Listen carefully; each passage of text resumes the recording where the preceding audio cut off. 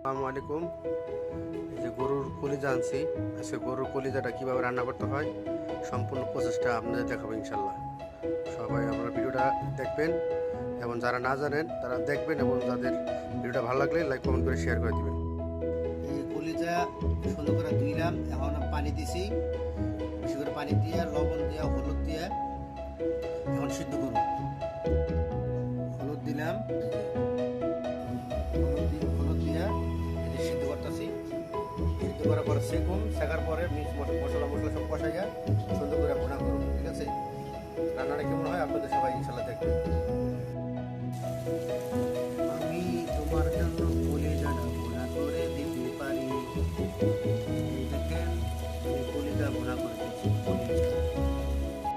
এই দেখেন বন্ধুরা, কলিজাটা সুন্দর করে হলুদ দিয়ে সুন্দর করে সিদ্ধ করছি, সিদ্ধ করে সেঁকে আনলাম, বুঝছেন।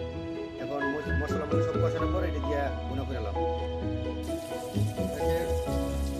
লঙ্কার, জিরা, এলাচ, পেঁয়াজ দিলাম, সুন্দর করে বাটবো ইনশাল্লাহ। বাটতেছি, বাটিয়া লাল করে নিই। সুন্দর করে আদা রসুন ভালো করে ব্লেন্ডারে পিটে নিছি। পেঁয়াজ আইতেছে, আদা রসুন দিয়ে দেবো ইনশাল্লাহ। এর সাথে আদা রসুন পিটে দিয়ে দিলাম, পেঁয়াজ হয়েছে। এখন এটা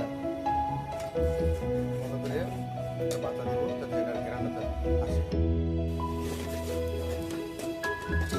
বন্ধুরা, আমার আদা রসুন পেঁয়াজটা সুন্দর করে ভাজা এবং কষানো গেছে। এখন আমি এর মধ্যে দিব হলো, এর মধ্যে দেখা আমার হলুদ ফাঁকি, মিক্স মশলা, ধনিয়া ফাঁকি, মরিচ ফাঁকি, এরপর হলো আপনার পাঁচফোড়ন ফাঁকি, এগুলি সব দিব ইনশাল্লাহ। এখন দেখেন সব মতের মশলা দিয়ে দিলাম। এখন মশলাটা সুন্দর করে কষাইয়া তারপর আমি এই কলিজা ভুনাটা দিব। তোমার জন্য আমার কলিজাটা দিতে পারি ভুনা করে। এই দেখেন সব পদের মশলা আমি এখন সুন্দর করে ভালো করে কষাইয়া তেল বাই করে ছাড়বো ইনশাল্লাহ।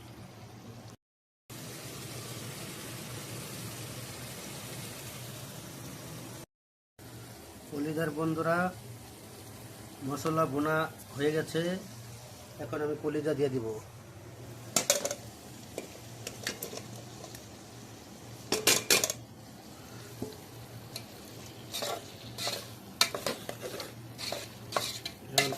কলিজাটা সুন্দর করে ভুনা করব। দেখেন বন্ধুরা, কলিজা ভুনাটা কিরকম হয়েছে।